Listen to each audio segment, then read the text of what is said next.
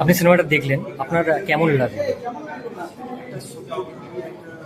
আলাদা টাইপের যেটা কিনা সত্যি একটা মানে যদি শব্দকে আমরা যদি মেমোরাইজ করি তাতে করে আমরা অনেক কিছু বুঝতে পারি যেটা আমাদের কানের জন্য শব্দগুলো হারিয়েও যায় এবং আমরা কিন্তু ওই মেমোরি থেকে আমরা বুঝতে পারি তার প্রত্যেকটা পদক্ষেপ প্রত্যেকটা আওয়াজ কীভাবে আমাদের মেমোরিতে কাটা হয়ে গেছে সেটা একটা সমাজের প্রতি একটা